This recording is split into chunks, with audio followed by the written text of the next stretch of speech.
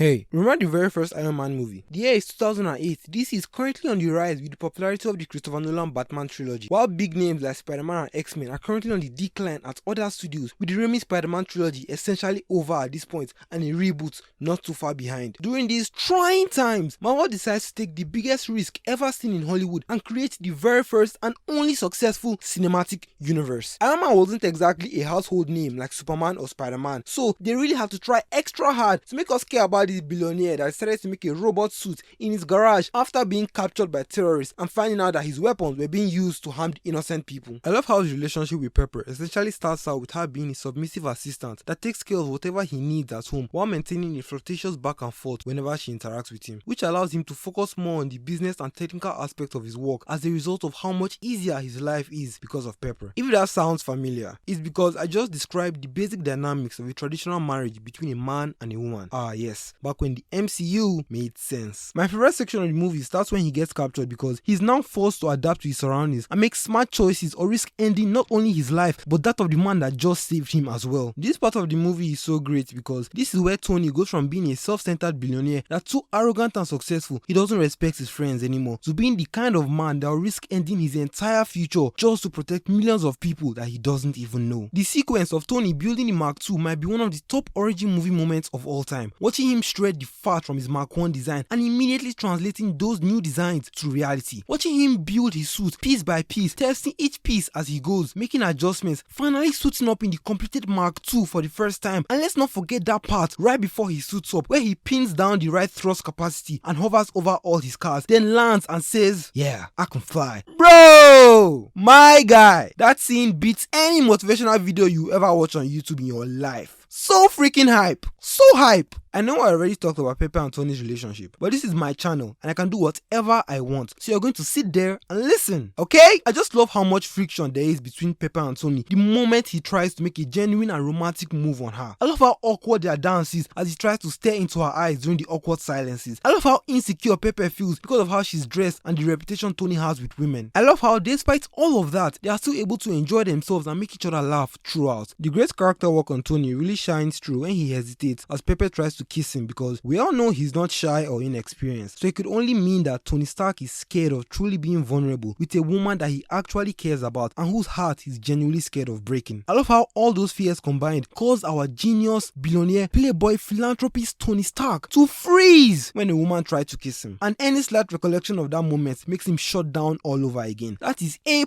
character work right there, and it just goes to show that no amount of hard guy can beat this unstoppable feeling we all call love. Other men besides Tony have tried and failed. Other men is me. I am other men.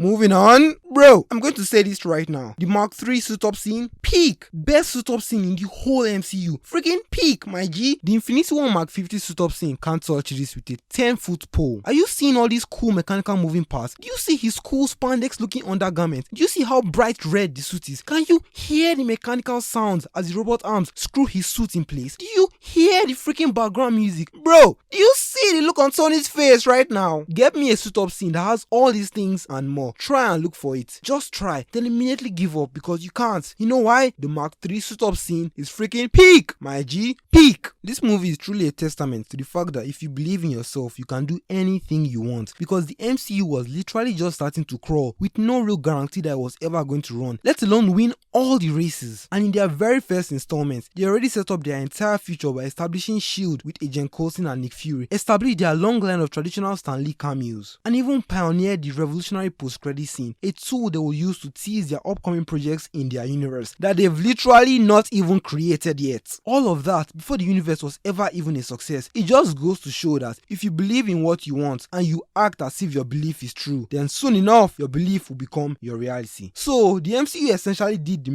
million version of fake it till you make it. All the action scenes with Tony in the various suits were cool, but for the life of me, I can't ever seem to enjoy the final fight scene with the evil bald bad guy where Tony fights the guy in the same suits as him but a different color, complete with a pointless villain monologue in the final fight that leads to his defeat and a generic blue sky beam. Ah yes, even more MCU traditions established by this movie. Obadiah looked evil the moment we saw him on screen, so it wasn't exactly much of a surprise when the movie revealed that the evil looking bald guy that Tony works with betrayed him because he wanted to rule the world. He really should have killed Tony in the house when he came to steal the arc reactor. He had no reason to leave him alive. I like how Obadiah's suit-up scene was reminiscent of Tony's Mark 1 suit-up scene in the cave, because they both had the doors blown open and they had to rush into the suit in a dark room with armed men coming to get them. It was also unintentional foreshadowing for the Hulk and Black Widow scene in the first Avengers movie, as Pepper and Natasha are both running away from giant monstrosities that's chasing them and destroying the surroundings just to get to them. It was also weird seeing Pepper in such a submissive position as she ran errands and went on missions for Tony, knowing she would go on to literally run his entire company. The state of Tony's suit in the final fight scene is also reminiscent of his suits in Infinity War and in Endgame. He loses his left glove and helmet like in Infinity War, and the arc reactor flickers at the end to show the state of his health like in Endgame. Tony's smooth transition from Ironmonger to Iron Man, going from the guy that's selling the weapons to being the guy that wants to destroy them all, is still so inspiring to watch. Really hammers home the point that anybody can change. All it takes is a little push, as a psychotic clown once said. And by far the best line to ever end a movie: I am Iron Man. Freaking legendary, my guy! Tony's story was so inspiring that they replicated it in other MCU projects like Doctor Strange and Ant-Man. Hey, do you even remember the very first Ant-Man movie?